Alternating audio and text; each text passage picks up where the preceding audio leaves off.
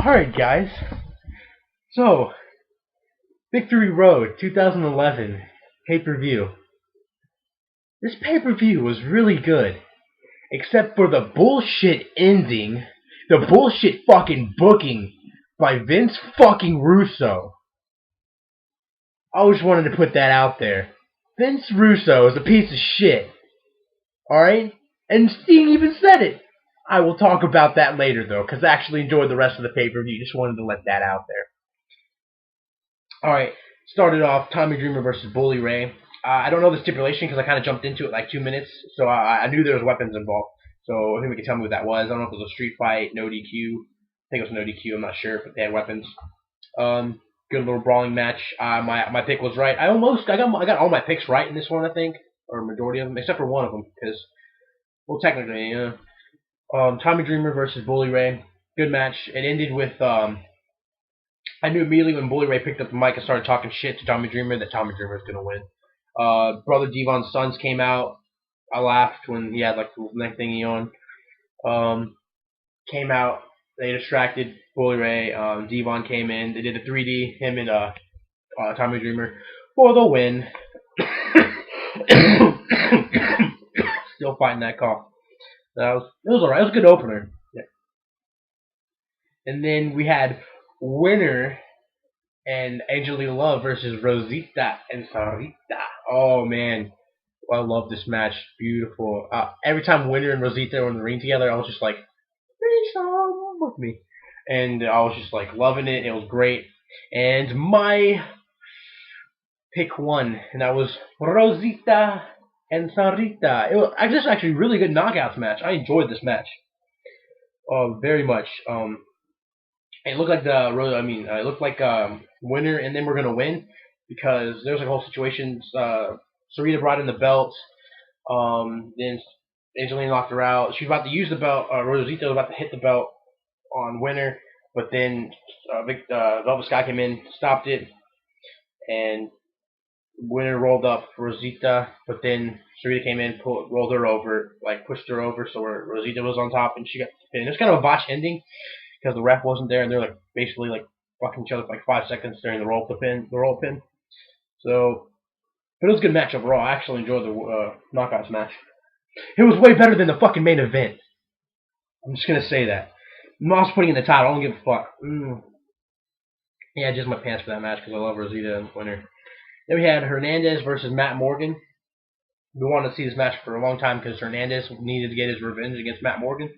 And I don't like Matt Morgan's good and all. It's just I'm glad they're using him like right now in this place because I don't want to see him in the main event or like feuding with anybody up there. So I'm good with Hernandez. First blood match. Didn't use a lot of weaponry or anything like that.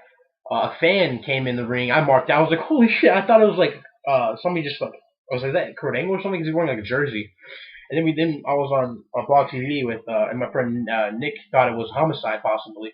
And like, cause the ref like tackled him, they started kicking him out of the ring. And then whenever he went out of the ring, the ref was actually hurt. I don't know if it was part of it or maybe that was a plant. But it was that was pretty cool to see that. And then while that was happening, Hernandez squirted Matt with this fake blood, and he was like, "What the fuck?" And it was kind of like a weird, because the dull ending because of the fake blood. But and Hernandez was actually busted open, but the ref came in and was like, and like made Matt Morgan lose. He had blood all over some shit. So that was a really cool match. It was decent. Then we had match I was waiting for: Kazarian versus Generation Me. Jeremy Max Buck versus Robbie E. Kazarian. I said Kazarian. But yeah, Generation Me kind of cut a promo before that, and they were talking about how like it's basically like Generation Max, so they were just fighting for Max for the win, which I knew was like, oh shit, don't tell me they're gonna break up Generation Me. There's a bunch of spots in this match. I would tell you, if you haven't seen this match, I would want you to watch it. So you have to watch it. There's really good spots where Max got thrown into the steel thing and his head went through it. It was sick. Bunch of leg drop. Let's see, diamond cutter. There's a bunch of stuff going on. The ending was Robbie E brought a ladder in because he couldn't go up on the rope because he sucks. Tried climbing it, and then Kazarian was like walking on top of the ropes, and he pulled the thing. They were both fighting for it, and Kazarian pulled it up, and he won. Predictable match. Good match, though. Pretty good. It was great. I liked it. Then we had a little segment backstage with beer money. They were talking about how, the beer money, they're going to win, shit like that. And they was like, Christy, you want to do the little beer thing with us? And he's like, yeah, just bend over. And then, like, while she's bending over, they're, like, looking at her ass, kind of like kind of fake triumphing. It was hilarious. I marked out. It was funny. So we had beer money versus Ink Inc. This was a great match. Great match. I loved it. I loved every second of it. There was a point where they did their little beer, money, and then they did like the super code breaker thingy kind of, or like we told them up and just the code breaker. I think Ink Inc did a couple of their moves, tag team moves together. Then when Ink Inc was there, they tried to, Shannon Moore grabbed the chain, wrapped it around, and Jesse's like, we don't win that way, and it caused them to lose basically because they didn't do it right or some shit. It took too long, and Beer Money won. And then Shannon Moore drank some of the beer and then spit in their face. But Jesse Neal was trying to be friends with them and shaking hands and everything. So basically, Shannon Moore turned heel. So I don't know why they just turned him heel. I would have been better to turn both of them heel. But I could see if they're going to break him up or Shannon gets another tag partner. I don't know. But that was a good match and good heel turn. I kind of liked it, that Shannon Moore is. But see where they go with it. Then we had, in my opinion, the best match of the night. Matt Hardy versus AJ Styles. Boy, did they book this great. I love this match. It was great. I don't know about y'all, but it was a great match. We saw some of the old AJ Styles stuff. Like, he hasn't done, like, he did, him and Matt in the ring just work well together, I think. Like, last week, or not last week, but last Thursday on Impact, they had, like, a great little thing, even though it was kind of handicapped with Ric Flair. But it was great. You had Ric Flair grab AJ Styles in the balls or dick or whatever you want to call it. Matt Hardy did the side effect. It was just like back and forth action. We had a AJ Styles where he jumps off and does like that punch like off of the barricade. It was sick. And then he did his spiral trapper, whatever it's called. He jumps off the rope and just like a little spiral or corkscrew. I think a spiral tap though. And that got him the win. And even Matt Hardy did a moonsault during the match. It was great. It was an overall great match. It was my favorite match of the night. Oh, I loved it. And then that leads us to the Mr. Anderson versus RVD, which I thought was going to be better than AJ. If it went longer, it would have been better, I think. But we had some good stuff. My favorite part I marked out for was when Mr. Anderson was leaning across the barricade, or like the little thing, and he was going to do like his little spin around leg drop, and Mr. Anderson moved, and his legs got caught there and like hit, and it was like, it was sick. And then the mic check outside on the ramp, that was sick. And then it was a double count out, so we don't know who the first contender was. This thing I didn't like. It was a double count out, but they might be going somewhere with maybe a triple threat. Obviously, after I talk about the main event, which I will be ranting on for about 10 minutes. But that overall, the pay-per-view was good up till the motherfucking main event. Okay, let's see what's totally wrong with this main event. Alright, they cut like this whole Sting's kind of like his whole career thing, talking about how he got into wrestling, and then they cut a Jeff Hardy promo that lasted longer than the match did. Yes, the promos lasted longer than the match. It was so fucking stupid. What the fuck was TNA thinking with the fucking main event? They don't even care for the fucking TNA belt. Okay. Starts off, they come in with their entrances, Jeff Hardy's got his face paint on, Sting got his face paint on, they get in the ring. Let's get ready to rumble, guys. Let's go. Eric Bischoff comes out. Okay, since you came in unsurprisingly, even though we have power to sign people, and how you signed, I don't know how. So it was a surprise you came and surprised Jeff Hardy in a match, even though we booked that shit. And so Jeff Hardy gets to prepare for this match, so there's a little stipulation, a no DQ match. Have fun with that. And then Sting just punches him in the face, and Eric Bischoff like rolls over to Jeff Hardy, and Sting just like, yeah.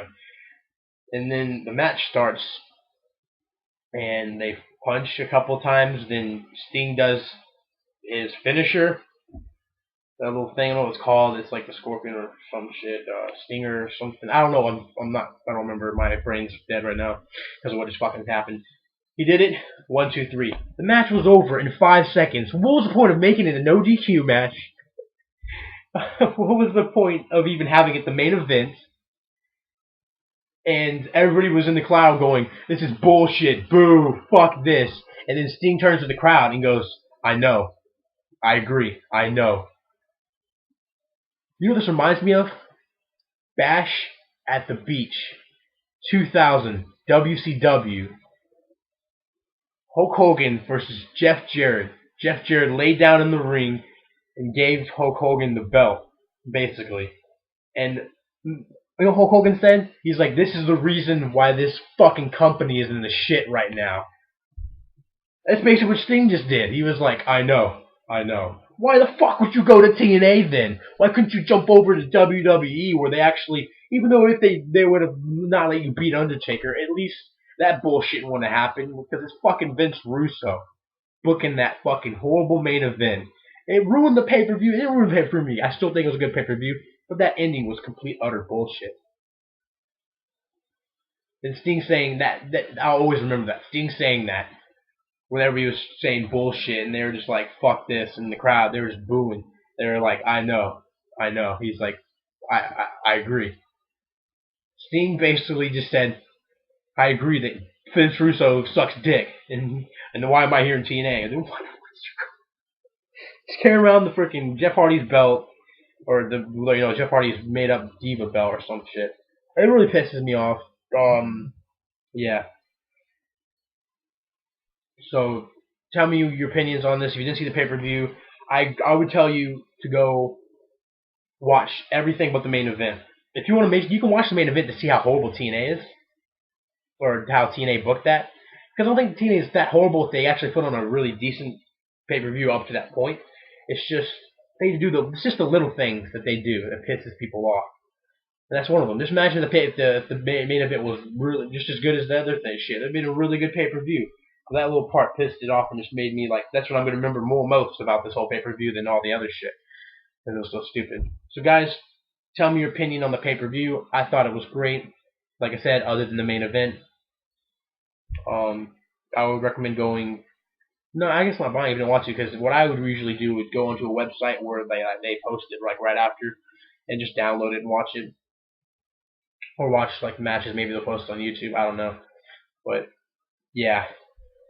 So give me your thoughts, comment, rate, subscribe. Yeah, I'm Stone Cold RKO 512, and I just bring it.